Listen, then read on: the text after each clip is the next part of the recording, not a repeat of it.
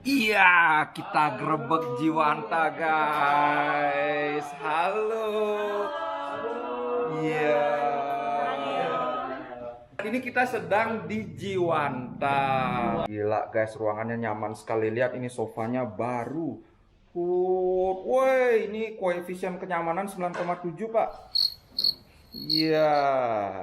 Kalau kalian ada yang merasa stres, ada yang merasa beban hidup terlalu berat, ada yang mau curhat juga bisa. Kalau ini Bu, kalau ini biasanya menangani yang mau apa Bu? Ada yang mau Bingung dia, bingung. Ayo. nyambung lagi aku suka. Oke, sampai jumpa sebentar lagi. Ciao.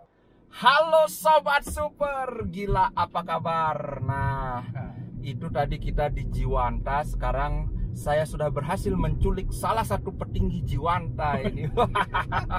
Petinggi ya. Ya iyalah. Jadi ini saya sangat beruntung sekali. Kalau orang lain itu mendatangkan tamu harus bayar. Cuma ini karena Jiwanta jiwa sosialnya tinggi sekali. Mereka bikin CSR ya. CSR, Corporate Social Responsibility. Gila agak. Jadi memang CSR. komitmen ingin memberikan psikoedukasi gitu. Coba ya, jelasin tentang Jiwanta dong. Dikit aja. Jiwanta, kalau dari namanya Jiwanta ya, kalau Jiwanta itu kan dari bahasa Sanskrit, jadi artinya itu keterangan jiwa. Nah, kita tuh buat kayak sebuah, mungkin kalau lebih tepatnya kita nggak profit banget, tapi kita buat sebuah gerakan gitu. Gerakan gimana kita bisa memberikan solusi atau memberikan ketenangan atau paling nggak memberikan inilah insight-insight pada masyarakat terkait dengan masalah psikologis yang mungkin sedang dialami pada saat ini kan, apalagi pandemi kayak gini tuh parah ya gitu. Iya, maksudnya. parah bener. Ini termasuk saya, ini saya memerlukan siraman rohani biar Siraman jiwa rohani. saya tenang. Iya, nanti private di Jiwanta ya berapa sesi gitu. Oh iya, gila guys, itu saya denger ini aja terharu Pak. Terharu. Oke, langsung saja ke inti materi. Wih. Jadi gini guys, kalau aku nih, aku memang sorry, agak enggak konsisten gitu. Karena saya biasa ngomong formal, tapi pinginnya sekarang biar lebih gaul aku.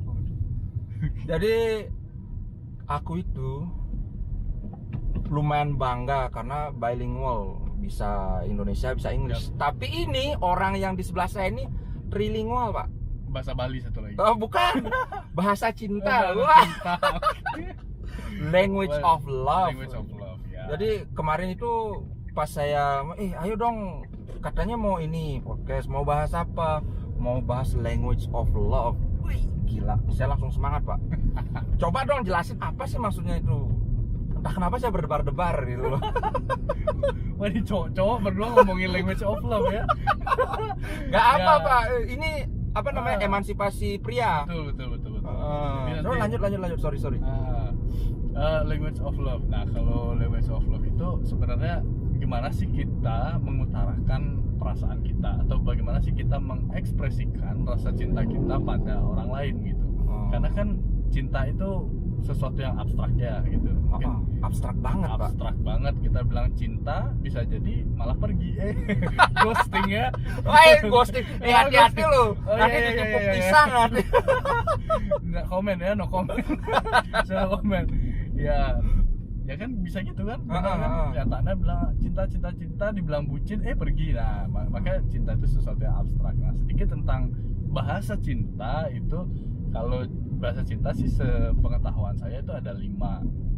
Yang pertama itu ada word of affirmation.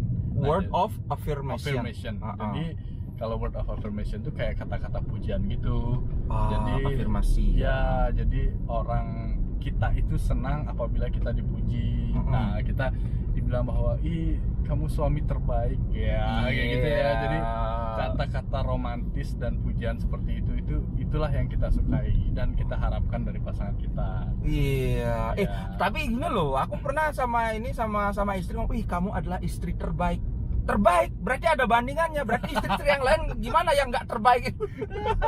Ya itu sulit ya, permainan kata-kata ya udah itu. Bercanda. Lanjut. Word of affirmation saya Iya, suka nih. word of affirmation. Cuman hati-hati nih word of affirmation soalnya kita tergantung konteks culture-nya juga. Oh, Kadang-kadang gitu. ya kalau orang timur kayak kita, kalau kita muji pasangan malah kelihatannya kayak lebay. Oh iya ya. Iya ya, kayak misalnya kita muji istri, "Ih, kamu cantik sekali," gitu. Pasti aja, apa sih gitu. Apalagi kalau kita mujinya di depan orang lain, jadi kayak berlebihan, kayak lebay gitu.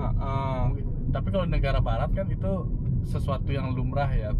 Mereka kan ekspresif ya. Iya Jadi kayak benar. thank you, bilang makasih, thank you, please, bla bla bla. Jadi apa yang mereka pikirkan tuh mereka ekspresikan, sehingga itu hal yang lumrah sih kalau di negara barat gitu. Kalau kita mungkin lebih hati-hati dikit lah. Oh iya. Hati-hati dalam tanda kutip ya, bukan waspada. Terus ke yang tadi apa ya, word of affirmation. Word of affirmation. Pertama. Terus yang kedua itu ada nah ini yang agak ini sih, physical touch. Physical touch. Physical touch. Oh, berarti bukan masalah verbal aja ya? Bukan. Jadi ada yang tadi verbal, nah ini kebalikannya. Dia lebih suka kalau ada kayak sentuhan fisik. Misalnya Saya suka banget itu. ya sebenarnya saya juga. Ya, physical touch. Memang kalau dibilang nanti pasti ada pertanyaan loh, kan pasti harus ada physical touch. Ya, I know pasti ada physical touch. Cuman kadang orang yang memang bahasa cintanya physical touch itu meletakkan sentuhan fisik itu di atas segala-galanya. Jadi nggak bisa LDR kayak gitu loh, nggak bisa jauh gitu. ya. Terus sulit kalau misalnya pergi sebentar kayak bingung sudah gitu, kayak di mana suami saya atau di mana pacar saya kayak gitu. Nah, itu lebih ke physical touch. Jadi physical touch ini mungkin dalam prakteknya juga kedekatan fisik gitu loh. Ya, dalam prakteknya kedekatan fisik. Jadi kita bisa melihat fisiknya tuh ada di dalam jangkauan lah. Dalam jangkauan. Betul ya. Ih, bener loh. Gitu. Emang ada kayak klasifikasi gitu, misalnya orang yang lebih suka physical touch, ada yang lebih suka secara verbal saja gitu. Kalau klasifikasi, kalau dulu kan cenderung orang itu dikotomi ya. Jadi misalnya kalau nggak hitam itu putih. Nah, kalau sekarang itu dia lebih ke gray area. Jadi dia lebih ke kontinum. Jadi kadang nggak plek 100% hitam, nggak 100% putih. Jadi kadang di abu. Nah, ini juga kayak love language ini kadang ada yang lebih kayak kontinum, dan misalnya physical touch di atas bukan berarti yang paling bawah apa gitu. Jadi dia kayak gradasi gitu. Iya. Ada yang lebih ini dominan, tapi ininya juga ada dominan juga, cuman lebih kecil gitu. Jadi kayak gradasi gitu dia. Kayak spektrum lah istilahnya. Spektrum ya. Terus apa lagi? Dua. Yang ketiga itu ada act of service. Nah, act of service. Service. Ya. Melayani ya. Ya, betul. Kalau kita itu bahasa cintanya itu act of service, berarti kita itu suka kalau pasangan kita itu melakukan hal-hal small things gitu loh. Small meaningful things. Kayak misalnya ngisiin bensin di mobil. Kalau misalnya nyuci piring. Nah, ada nih ibu-ibu sering kan, suami-suami jarang tuh ada yang mau doing chores ya, jadi ngelakuin kerja rumah tangga tuh males gitu. Nah, kadang-kadang ibu-ibu tuh malah mungkin bahasa cintanya pinginnya digituin, jadi kayak habis makan cuci piring kayak gitu. Wah, ini saya berarti nanti langsung prioritas hari ini sampai rumah nyuci piring.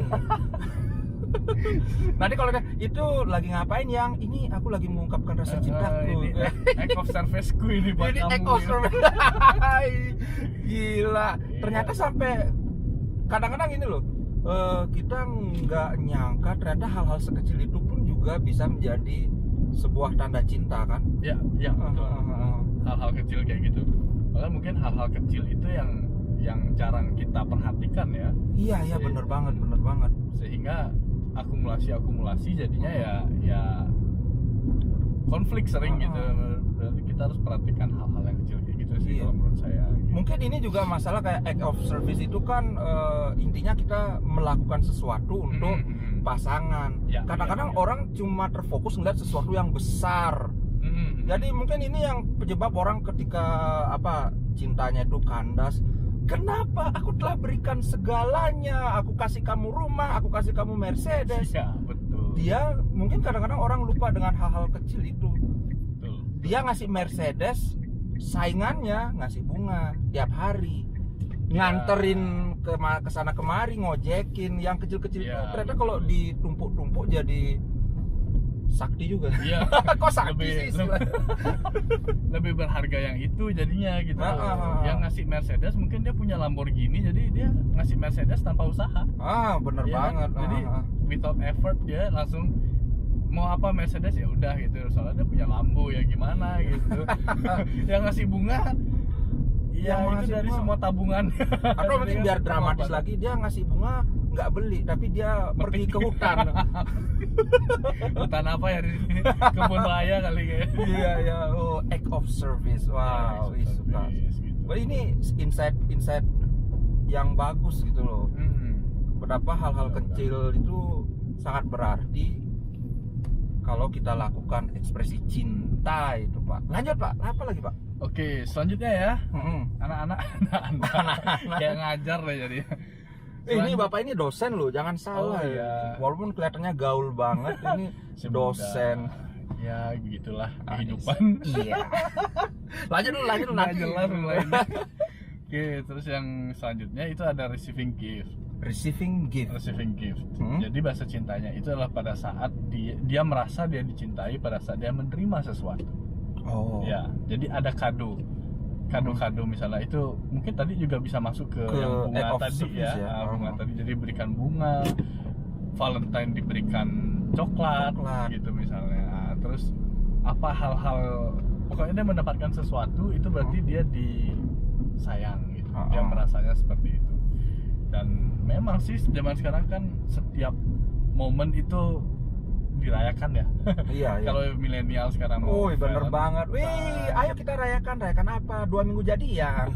monthversary, weekversary gitu ya. 2 minggu jadian gitu.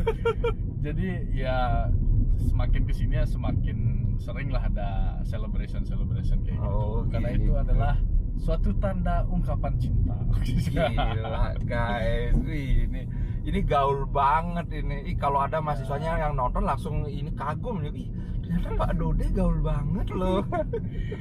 Terus ada lagi nggak? Itu aja sih kayaknya. Itu yang kayak tema utama ya, yang itu benar-benar aja. kasat mata kan. Iya.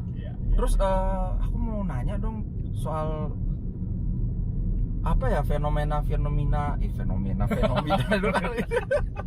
Fenomena yang sering ditemukan itu kayak yang lagi ini deh, yang lagi hits banget soal ghosting itu. Wih. Ini kita nggak mau membahas si Raja Pisang ya, ini kita mau membahas ghosting sebagai sebuah fenomena umum karena ini menarik. Aku dulu pernah di ghosting cewek gitu loh. Mungkin ada yang nggak tahu ghosting itu apa. Ghosting itu secara singkatnya ngilang gitu loh, ngilang tanpa kabar gitu.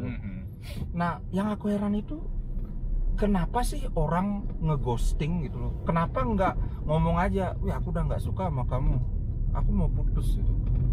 Kenapa banyak orang yang memilih untuk ngeghosting? Oh, kamu pernah di ghosting cewek gitu? Pernah. Ngeghosting? Ngeghosting siapa? Tolong lihat Oh, tampang iya, saya iya. kayak begini. Iya, iya. Ini tampang korban ghosting ini. Aduh, iya bukan saya yang ngomong ya. Dia sebelum kamu ngomong aku Oh, langsung iya, gini. iya. Mewakili perasaan banyak viewers gitu. Nah itulah aku heran ketika di ghosting aku, kenapa sih dia nggak ngomong aja langsung gitu loh? Kenapa mesti kayak begini gitu? Aku nggak terima, aku nggak suka digini. Lanjut. Oke. Ghosting ya, kalau ghosting itu kan ghost ya, jadi dia tuh kayak hantu gitu ya. Hantu tuh tipikalnya kayak gimana, dia datang tiba-tiba, ngilang tiba-tiba kayak gitu. Nah, fenomena ghosting ini kan jadi makin hits ya Gara-gara itu. Gara-gara ada fenomenanya gitu. Nah, kalau ghosting itu ya kayak tadi bener yang dibilang itu adalah dia tuh walk away suddenly gitu. Jadi pergi secara tiba-tiba aja, tanpa penjelasan, tanpa penyelesaian, closure ya, tanpa ada apa-apa, tiba-tiba ngilang aja gitu. Ya, itu ghosting itu kayak gitu. Nah, ini ada dua side nih, kan ada ghost. yang mengghosting, ada yang di-ghosting. Nah, kira-kira mau yang mana duluan nih? Yang dibahas? Dari segi yang melakukan, aku Dari ingin segi tahunya yang dari karena aku yang menjadi korban ghosting. Jadi aku ingin tahu dari sisi si pelaku ini apa alasannya dia gitu loh. Oh, merasa korban ghosting atau sebenarnya memang nggak pernah ada chemistry sebelumnya, tapi merasa di-ghosting? Hey, dengan kata lain kamu bilang aku selama ini overconfident apa gimana? Cut ya, cut. Aduh. Ghosting ya, orang yang ghosting mungkin nggak ada sih istilah orang yang mengghosting itu misalnya ghoster gitu, nggak ya. Jadi kita pakai aja orang yang mengghosting. Orang yang mengghosting itu berarti dia kan pergi tiba-tiba dari seseorang gitu. Nah, kenapa sih orang itu mengghosting? Sebenarnya banyak teori ya terkait dengan kenapa orang itu tiba-tiba pergi gitu. Nah, salah satu Ada teorinya, Pak. ada dong. Lanjut lalu saya jadi mendadak serius ini. Nah, agak ini sih teorinya, maksudnya kadang-kadang orang yang mengghosting itu adalah orang yang dulu pernah di-ghosting. Oh, gitu. Sama kayak gini, kalau dia ngebully, biasanya orang-orang yang ngebully Korban itu adalah bully. korban bully. Nah, kayak gitu. Ya, jadi dia gitu. dia pernah kayak gitu sehingga dia itu merasa hal itu adalah hal yang biasa. Oh, Itu yang iya. pertama. Terus yang Jadi karena gini, orang lain ngelakuin itu ke aku kok, kenapa aku nggak boleh ngelakuin itu ke orang lain kayak gitu ya? Exactly kayak gitu. Jadi dia ngelakuin itu sehingga itu merupakan itu ya udah itu hal yang biasa gitu, sehingga ya wis lah gitu, saya tiba-tiba aja hilang ya nggak masalah juga gitu. Oh iya. Ya.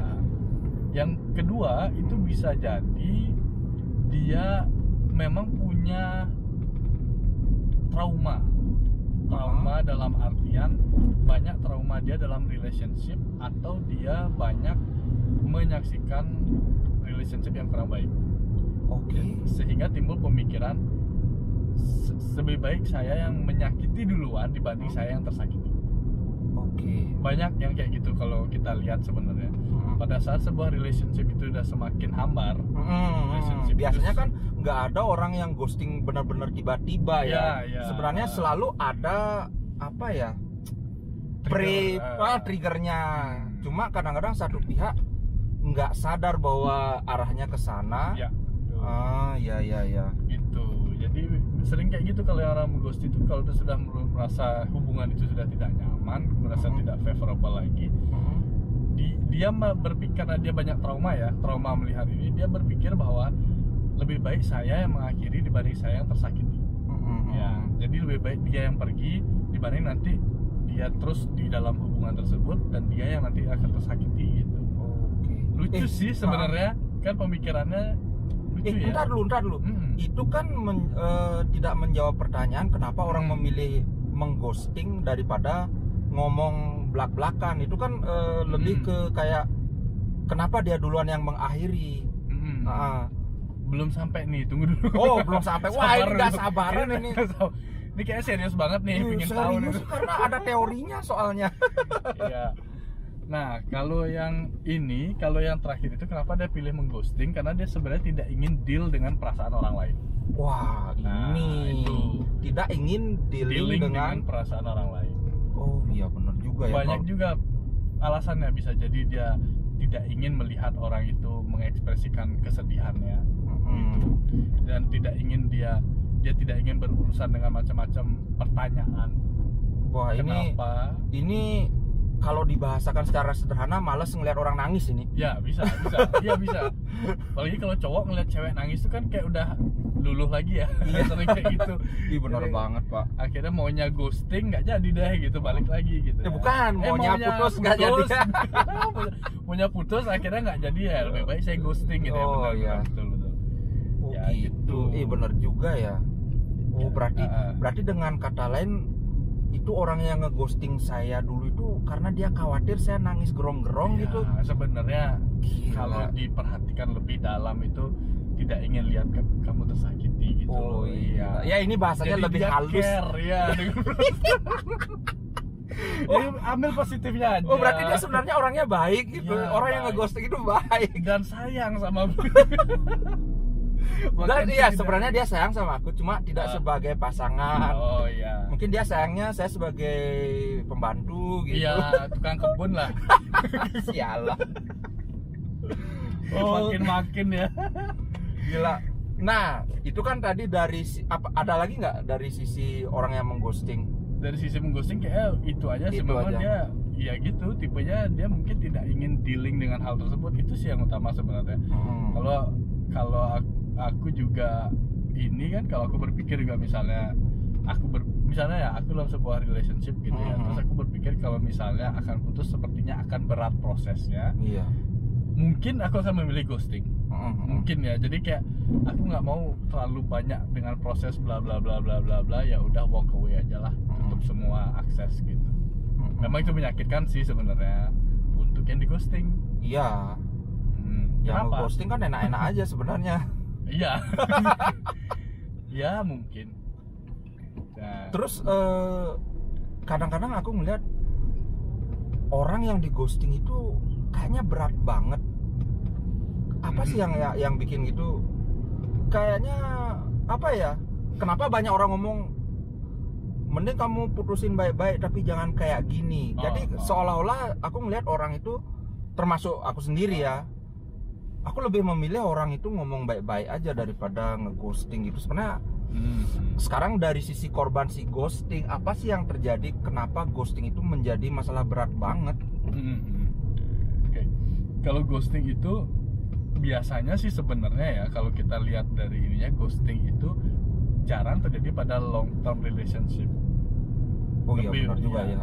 Jarang banget terjadi. Hanya sering kali ghosting itu terjadi pada yang baru kenal, baru ada chemistry, baru ketemu sekali dua kali kayak gitu. Iya ya. betul banget itu, betul banget.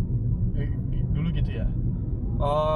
Dulu belum pernah ketemu udah di ghosting. wah ini lagi nuduh, ujung-ujungnya nuduh overconfident lagi ini. Nah ini dulu sudah jadian, sudah resmi. Oh gitu. Tiba-tiba ngilang gitu. Oh iya. Nah cuma aku ngerasa apa ya waktu itu, kayak ini gimana sih sebenarnya, ini mau lanjut apa putus apa gimana? Apa aku masih ada harapan apa gimana gitu loh. Nah ini menarik nih sebenarnya. Penyiksaan psikologis yang paling berat sebenarnya itu adalah silent. Gila, siksaan Iya, psikologis. bener. Pernah siksaan psikologis. Jadi kalau pernah itu ada sebuah buku ya atau sebuah film itu kayak dia siksaan yang paling berat bagi manusia itu adalah di sebuah ruang tertutup tanpa interaksi, tanpa suara, dan dia berdiam di sana sendiri bertanya-tanya tentang why saya di sini gitu. Nah, ghosting itu ya mirip-mirip gitu. Jadi kayak pada saat dia sudah merasa happy ya, udah mulai wah saya bakal dapat pacar nih gitu, wah saya bakal jadian atau misalnya wah saya bakal happy dengan orang ini, tiba-tiba dia pergi tanpa ninggalin sama sekali penjelasan apapun sama sekali. Dan itu adalah siksaan psikologis. Iya, karena itu akan membuat si yang di ghosting itu akan berpikir bahwa salah saya apa? Iya benar-benar Ya salah kan? saya apa? Apa saya tidak cukup baik buat dia gitu. Terus merasa juga itu akan menurunkan self esteemnya, kepercayaan dirinya gitu. Iya benar banget. Iya. Aku juga dulu ngerasa gitu loh, sampai aku ngerasa aku ini kurang ganteng. Padahal sebenarnya ganteng. Oh iya. Kata siapa itu? Ya kata saya lah. Kira kata ibunya. Nah, justru ibu saya itu sering menyadarkan, nak, mawas diri. Oh.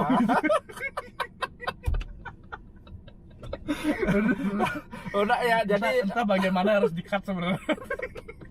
jadi bener ya kayak gitu ya. Jadi karena ngaruh ke self esteem juga. Iya, Salahku banget. apa? Apakah aku terlalu jelek? Apakah aku terlalu hina jadi manusia? Iya. Benar itu loh guys.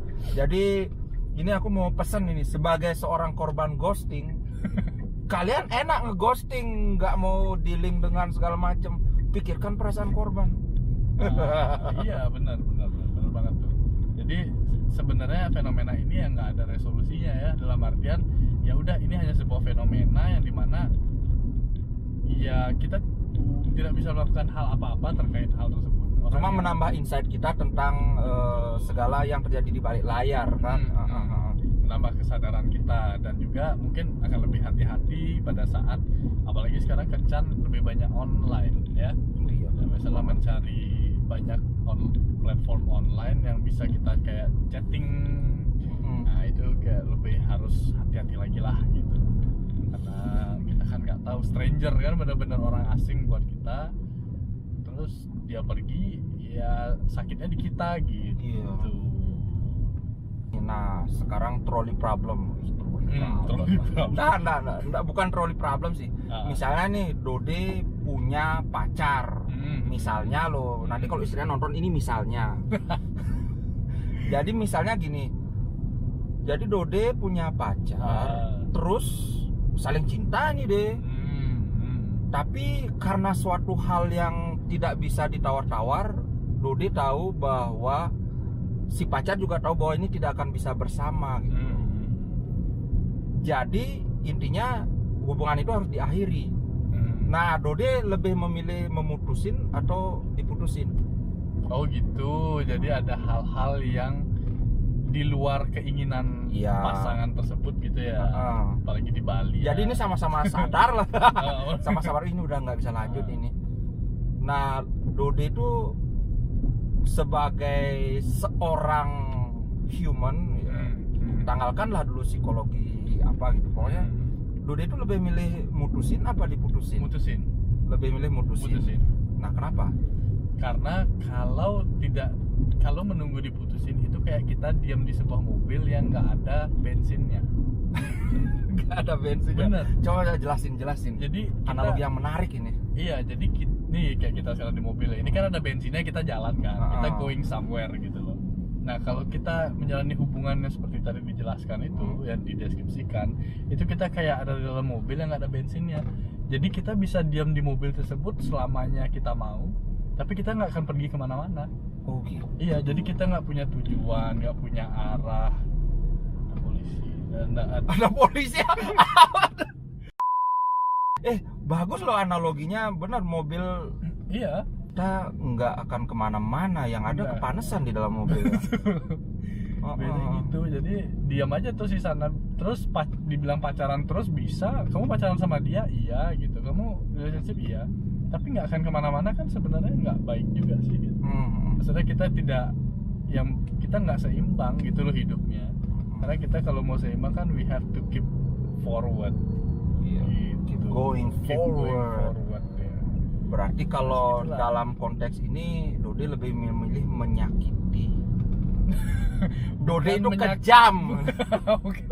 Bukan menyakiti, demi kebaikan bersama ya. Iya. Demi kebaikan bersama.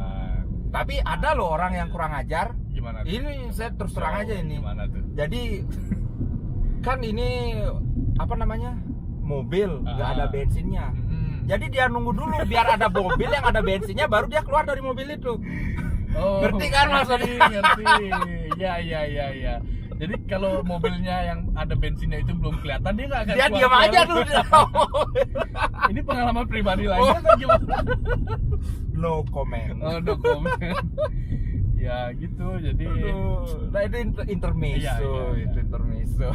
Emang banyak kan soalnya perilaku orang itu kan macam-macam. Bisa memang, jadi orang itu kan kalau yang paling tahu nggak, yang paling takutin sama orang itu adalah ketidakpastian. Iya benar banget, setuju. Iya, itu yang paling ditakuti sebenarnya. The biggest fear itu ketidakpastian. Sehingga begitu juga dalam relationship, kalau dia belum melihat ada orang yang prospektif yang bisa sama dia, kecenderungan dia untuk minta putus itu akan kecil. Iya. Manusia memang begitu kan, karena manusia juga produk alam. Iya betul banget. Gila guys, itu tadi kita tanpa terasa ini ngalur ngidul ngobrolnya. Jadi ini loh, psikolog Jiwanta itu kayak gini, nggak yang resmi, tapi gaul, membumi lah istilahnya ya Dede.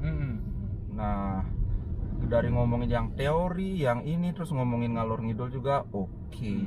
Nah itu dulu edisi podcast kali ini. Rencananya kan seminggu sekali atau 2 minggu sekali kalau sibuk kita akan rutin ya Jiwanta Podcast. Siap. Ya, jadi kawan-kawan lebih akrab dengan Jiwanta. Misi Jiwanta untuk memberikan psikoedukasi ke masyarakat juga jalan ya. Kalau misalnya ada permasalahan terkait apapun sih sebenarnya terkait dengan psikologis itu, kalau merasa sudah butuh profesional psikolog bisa datang ke Jiwanta. Nah, kami welcome, kami timnya saat ini ada bertiga, 3 orang psikolog, dan itu ya siap membantu Anda lah. Ya, gila, mantap Pak. Alamatnya itu di Jalan Toya Anakan. Jalan ini masuk dari Jalan Serma Karma. Ini kita belok kiri, ini Serma Karma nama jalannya. Terus nanti di atas ada kok di atas. Nanti sampai sana ada Jalan Toya Anakan namanya. Iya. Jalan Toya Anakan 1 nomor 12. Nomor 12. Ya, Instagram ada juga Jiwanta Consulting. Di Facebook juga ada. Pokoknya kami ada di mana-mana. Iya. Ya, kalau Ingat loh, Jiwanta itu apa? Ketenangan jiwa. Ya, kedamaian, ketenangan jiwa. Ya. Iya. Kalau kalian merasa tidak tenang, jiwanya terganggu, datang ke datang ke Jiwanta, pulang-pulang dijamin tenang, Pak. Saya zaman pandemi gini keuangan terganggu. Gila, ini yang pegawai aja terganggu keuangannya, gimana kita yang nggak pegawai, Pak? Aduh. Ini kayaknya aku perlu ke Jiwanta ini. Ayo yuk melipirlah ke Jiwanta. Oke, ini dia. Wih, nggak kelihatan. Iya. Tadi kan sudah diperkenalkan Jiwanta. Sudah. Iya. Udah tutup. Nanti bisa diambil. Oke. Ciao guys. Oke, dadah. Sampai ketemu Di episode berikutnya. Episode berikutnya. Iya.